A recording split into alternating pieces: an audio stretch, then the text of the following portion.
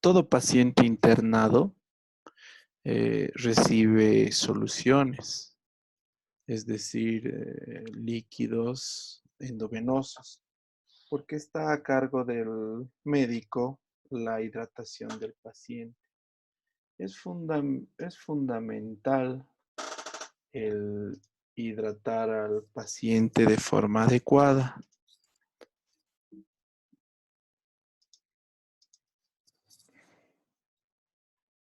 ¿De qué se trata la hidratación? Vamos a ver que la hidratación es un juego en el cual nos debemos a la homeostasis.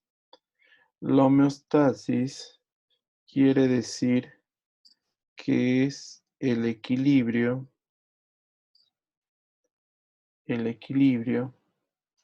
entre las ingestas y las salidas de líquidos. Para que nosotros tengamos una vida normal, se llama homeostasis a este equilibrio. Ninguno de los seres humanos o incluso de los animales puede sobrevivir con alguna alteración en la homeostasis.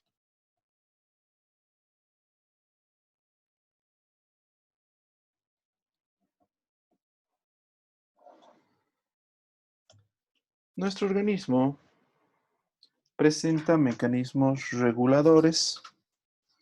Estos mecanismos reguladores son principalmente la sangre, la linfa, agua y solutos.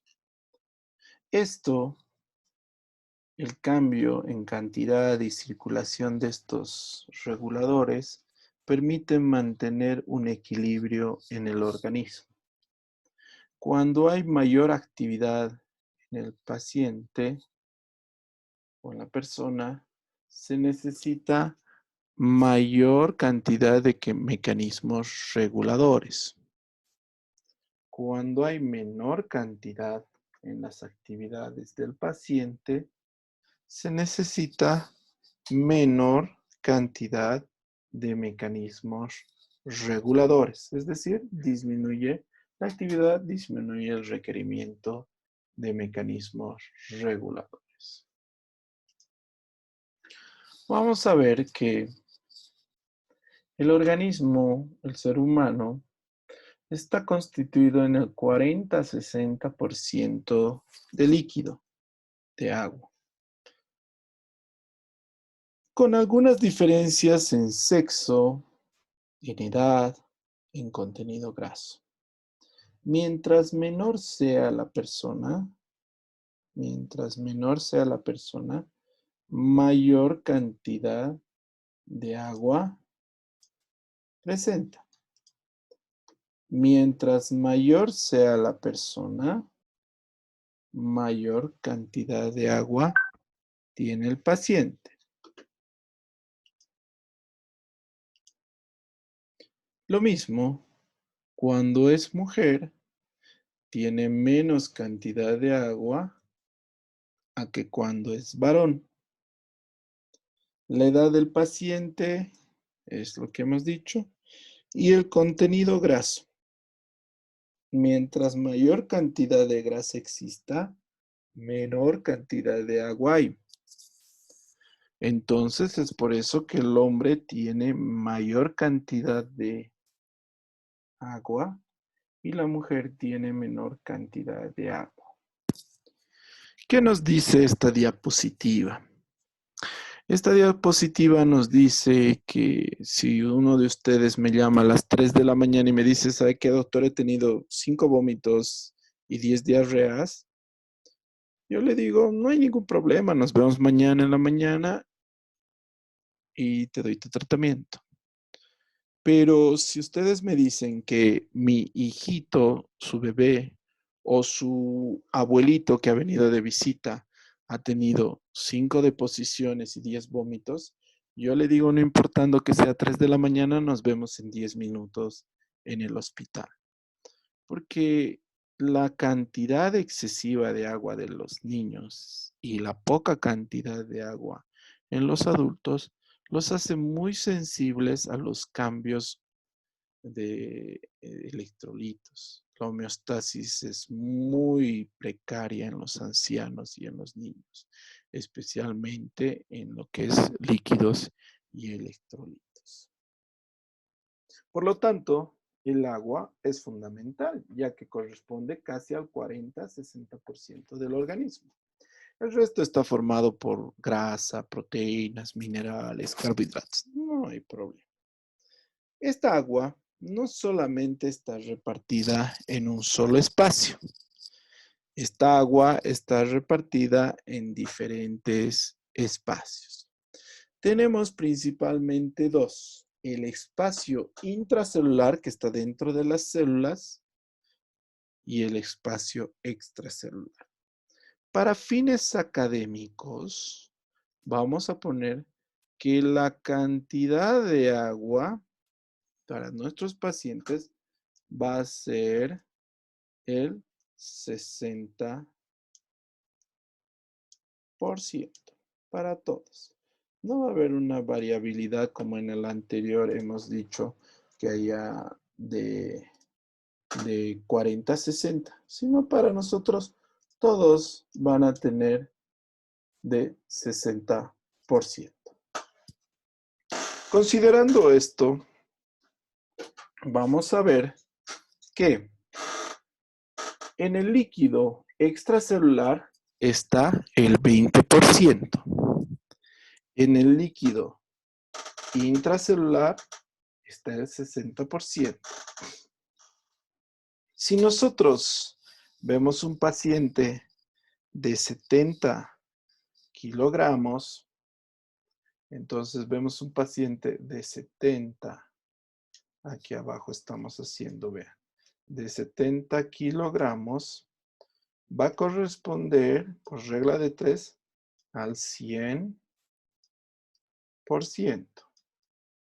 Entonces, lo que nosotros queremos saber, cuánto es agua. Entonces, el 60% va a ser agua. Aquí, 60% va a ser agua. Entonces, 6 por 70 por 60 dividido entre 100 sale 42 litros o 42,000 ml. ¿Entendido? ¿Han entendido, jóvenes? Sí, doctor. Entonces, es fácil, ¿no ves? Por regla de 3. Sí, doctor. Entonces, cada persona tiene 42 litros de agua o 42,000 ml. Entonces, lo único que hacemos es reemplazar. Si yo quiero saber, en vez de todo el agua del cuerpo, quiero saber solamente el agua del líquido intracelular, lo único que pongo es 40% aquí en vez de esto. De ahí viene. Entonces ahí 40. 70 por 40 dividido entre 100, 28 litros o 28,000 ml. Fácil.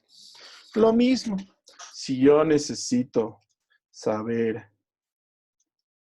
cuánto de líquido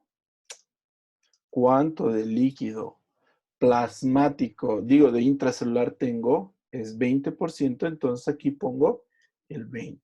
Entonces, 20 por 70 dividido entre 100 sale más o menos 14,000 ml.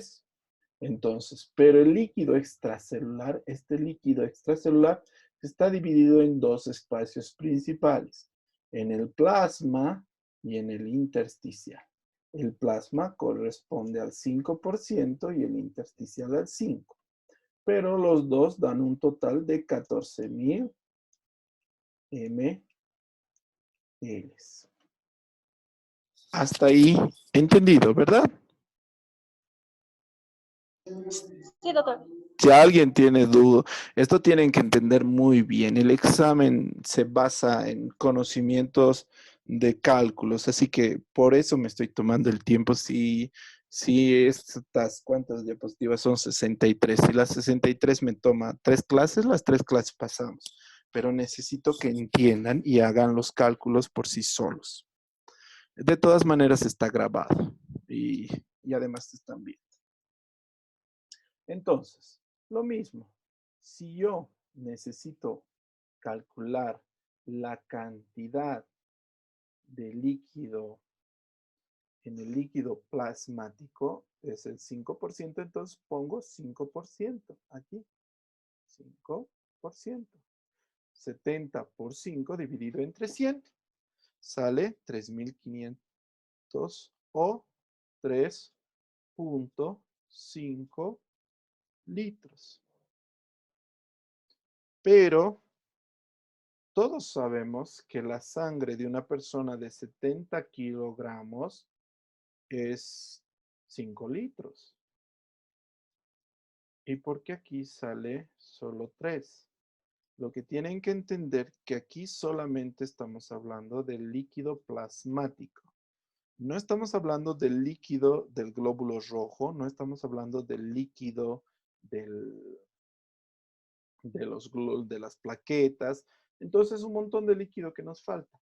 Si yo les pediría, calculen la cantidad de sangre, no sería por 5. La cantidad de sangre se calcula con, es el 7%. Entonces, no tengo que poner 5 aquí, sino tendría que poner 7. Entonces, 7. 7 por 70 dividido entre 100 da aproximadamente de sangre 4.9 litros, que más o menos corresponde a los 5 litros que nosotros conocemos. Entonces, uno es hablar de plasma y otro muy diferente es hablar de líquido.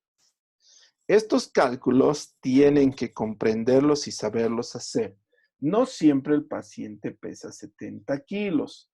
Puede ser 80, puede ser 90. Entonces, el único lugar donde cambiaría es en esta fórmula. Si el paciente pesa 80, yo en vez de 100, le voy a poner 80. Y entonces ya van a cambiar. Si es 80 kilos y es 7 por 80 dividido entre 100, ya va a salir 5. Ya no va a salir esto, ya no va a salir esto, sino va a salir 5.6. 5.6 litros. Es decir, cambia la cantidad de litros de acuerdo al peso. De todas maneras, si los que quieren el libro, en el libro está totalmente explicado con chuis, como estamos aquí también, y tienen las grabaciones. Entonces, el agua es muy importante para nuestra actividad. Está dividida en compartimientos, el extracelular y el intracelular. Perfecto. Pero se complica un poco más las cosas, porque aparte de tener solamente agua, tenemos los cationes y los aniones. Los cationes en el plasma, cationes en el líquido intersticial y cationes en el líquido intracelular. Entonces son del extracelular y estos del intracelular. Entonces, si ustedes ven, los cationes y aniones siempre están en equilibrio. 200, 200, 153, 153, 154, 154. Hay un equilibrio a la cual llamamos homeostasis. Este equilibrio se logra gracias a las proteínas que existen en las membranas de difusión simple, difusión facilitada, de gasto de energía, de activación por gradiente voltaje, activación por una puerta cerrada. Entonces, incluso por gasto de energía, aquí se utiliza ATP y saca 3 sodios y mete 2 potasios. Entonces, hay un gradiente de presión. Esto funciona en todas las células. En cada una de las membranas hay un intercambio de líquidos y electrolitos. Y esto mantiene una composición química homeostática, en equilibrio, que todos tienen sodio, potasio, pero en diferentes concentraciones. Por ejemplo, en el líquido plasmático el sodio 142, potasio 4, etc. En el líquido intracelular el sodio es 10, el potasio 150. Si nosotros les ponemos los valores de cuántos representa, el plasma corresponde al 5%. El líquido intersticial corresponde al 15% y el líquido intracelular corresponde al 40% de agua. ¿De cuál de los tres me interesaría aprender los valores de memoria? Porque tengo que aprender los valores de memoria porque me interesa mantener el equilibrio hidroelectrolítico. Más importante, a pesar de que es muy poco, es del plasma. ¿Por qué? Porque le tomas una muestra de sangre, llevas al laboratorio y es súper fácil llegar a un valor. Le haces un ionograma, tienes el valor de sodio, potasio, calcio, magnesio. Sería muy difícil hacer el examen del líquido intersticial o peor del líquido intracelular. Sería extremadamente difícil. Entonces, agua y electrolitos. ¿Quién se encarga de controlar el agua y los electrolitos? El riñón. El guardián principal. Dime, Leonardo.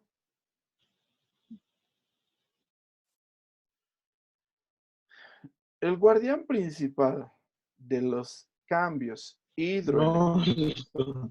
Ya. El guardián principal de los... perdón. No hay problema. El guardián principal de los cambios hidroelectrolíticos es el riñón. Es decir, mientras nosotros tengamos un riñón sano, aquí tenemos un riñón sano, el medio interno, que es el resto de nuestro cuerpo, va a estar tranquilo. Es decir, no importa que le ponga agua, que tome mucha sal o que el médico se equivoque al calcular, el medio interno está bien porque el riñón es un gran trabajador en homeostasis. Hay que tener cuidado con los líquidos y electrolitos cuando el riñón está bajo influencia hormonal, cuando les damos hormonas a los pacientes. Entonces, cualquier alteración en la cantidad de líquidos y electrolitos puede trastornar el medio interno. Cuando el riñón está sometido a los diuréticos, entonces el medio interno sufre cualquier cambio, cualquier alteración en cálculo va a repercutir directamente en el medio interno. O cuando el riñón está enfermo. Entonces, en estos tres casos, el riñón no puede cumplir sus funciones de equilibrar el medio interno de forma adecuada. Porque la hormona antidiurética, la sed, la filtración, etcétera, van a fallar. En esos casos hay que tener mayor cuidado en la administración de líquidos de los pacientes. Entonces, no solamente nos interesa cuánto líquido damos, volumen. No nos interesa qué concentración, sino también la composición del líquido que vamos a administrar. Entonces, es importante la cantidad de líquido, la concentración y la composición. Primero veremos cuánto de líquido tenemos que dar al paciente.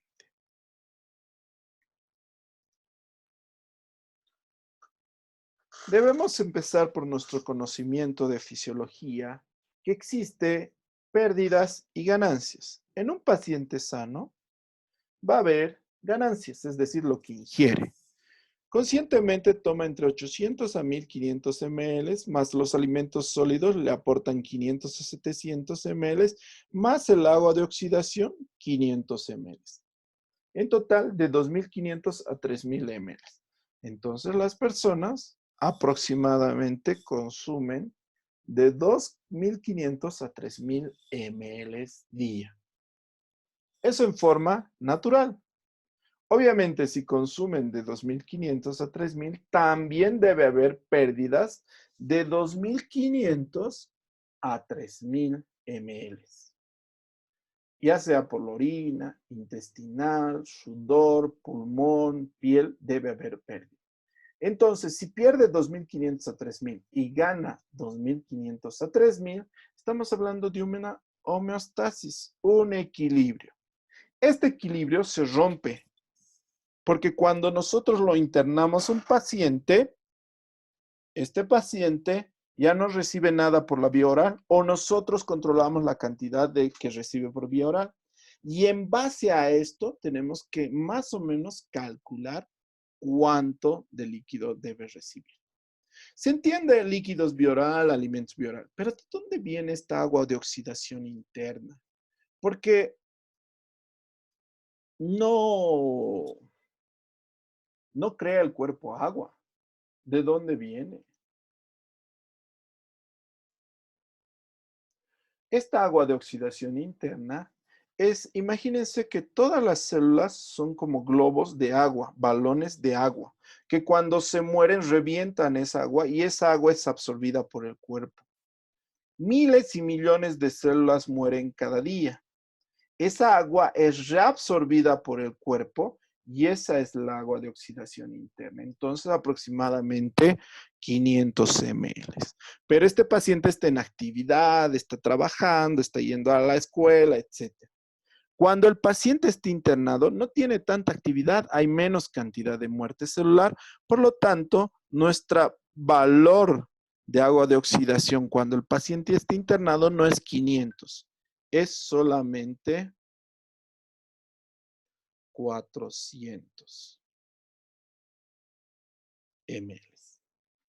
Solamente 400 ml. Entonces no se olviden de este valor. Viene de acá, de agua de oxidación, pero solamente 400 ml porque el paciente va a estar internado.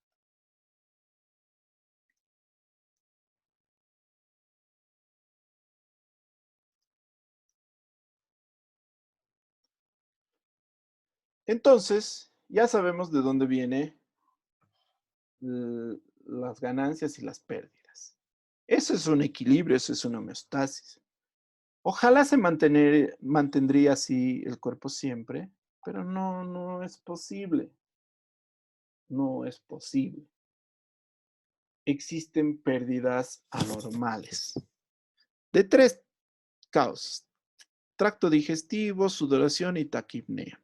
Es decir, se pierde más cantidad de agua por enfermedades. En el tracto digestivo empieza la cialorrea, la emetemesis, los vómitos, en estómago las gastrostomías, duodenostomías, yeyunostomías, colostomías, diarreas, pérdidas sanguíneas, hematoquesia. Entonces, todo eso es pérdida anormal. Cuando el paciente suda y tiene taquipnea, no hace ejercicio. El paciente suda y tiene taquipnea cuando tiene fiebre. Cuando el paciente tiene fiebre, se aumenta la pérdida de agua. En el tracto digestivo es muy fácil calcular la pérdida de agua, porque si vomita, lo miden en una riñonera, en un pocillo, y el paciente sabemos cuánto ha perdido en 24 horas, cuántas veces ha vomitado y se lo reponemos. Si ha vomitado 500 ml, hay que aumentar 500 ml de agua más. Entonces es muy sencillo. Pero en la sudoración y taquipnea no podemos cuantificar. Entonces existe una regla. Si hay fiebre, se agrega 10% sobre las necesidades basales de agua por cada grado de temperatura por encima de 37. Entonces, si el paciente ha tenido 38 grados, le aumentamos 10% más de las necesidades basales. Si el paciente ha tenido 39 grados, se aumenta 20%, porque ya es 2 grados, ya no 10, sino 20. Si ha tenido 40, ya 3 grados de 30% sobre las necesidades basales. ¿Para qué nos sirve este conocimiento? Para calcular las necesidades diarias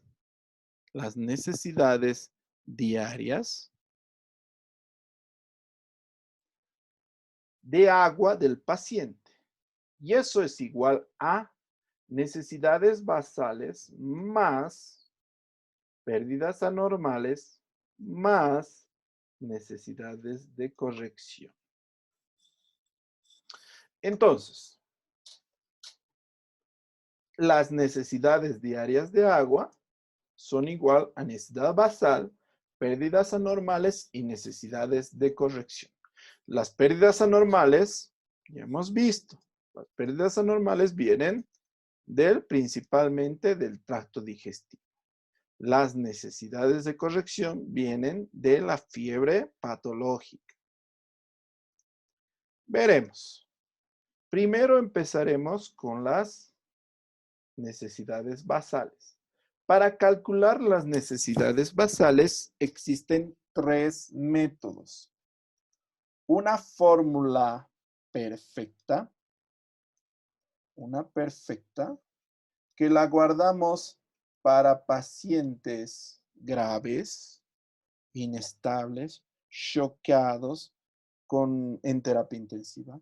Una fórmula adecuada que guardamos para pacientes estables, pero que van a ser sometidos a cirugía. Y finalmente una fórmula de aproximación, es decir, calculamos aproximadamente. Entonces son para necesidades basales 1, 2 y 3. 3 formas de sacar. Vamos a ver estas.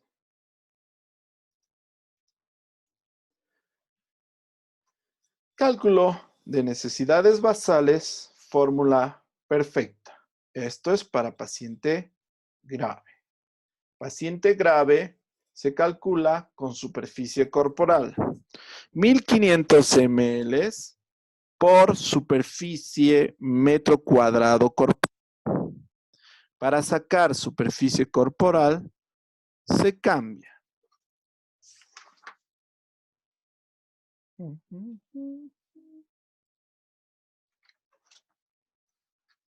segundo.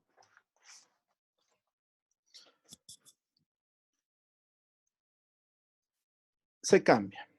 Aquí en la fórmula, peso por 4 más 7 sobre peso más 70. Solo se reemplaza la fórmula perfecta.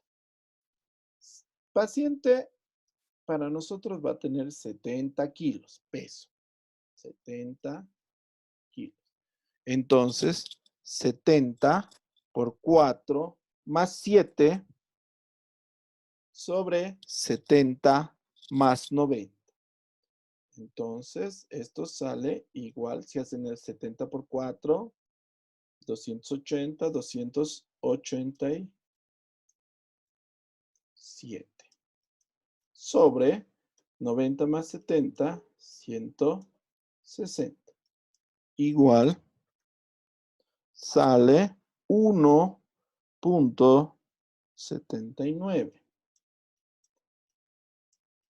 Bueno, sale 1.794320. Para fines académicos y para que nos salga el mismo resultado, se toma solo 2 decimales sin redondear ahí, para que no haya errores. 1.79. Este 1.79 se multiplica por 1500. Entonces, 1.79 por 1500 ml. Ls. Igual. Da igual 2685 ml, perdón. ¿Entendido? ¿Alguna duda? Hablen ahora o callen para siempre. Entendido, doctor. Ya, todo está entendido. Esto tienen que saber.